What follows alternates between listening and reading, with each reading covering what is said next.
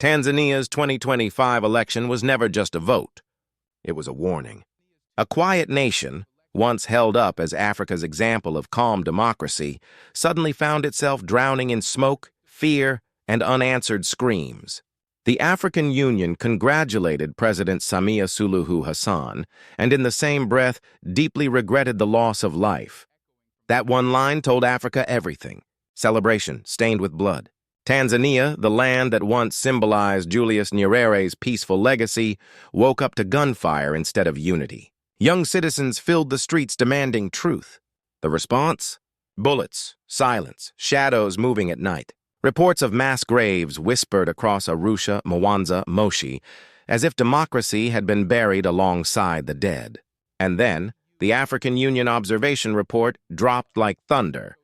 The election did not comply with African Union democratic principles.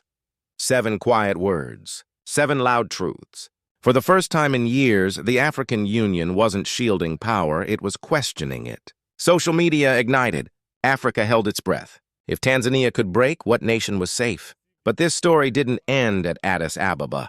Tanzania's opposition refused to die in silence.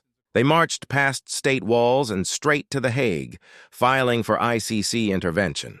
Not foreign pressure, African voices demanding African justice. Drones captured gunshots. Families brought pictures of the dead. Lawyers whispered not for mercy, but for accountability. Samia Suluhu once promised calm. She rose as a reformer. Yet power has a strange appetite. It doesn't speak loudly anymore. It whispers, and the whisper grows into walls, arrests, and vanishes reporters. And Africa watched a leader choose control over credibility. Now the continent stands at a crossroad.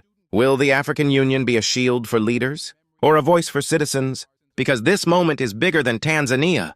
It is Africa staring at its own reflection and asking, do we defend sovereignty, or do we defend truth? This isn't collapse. This is awakening.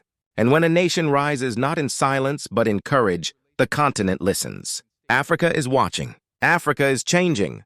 And the era of quiet suffering is dying.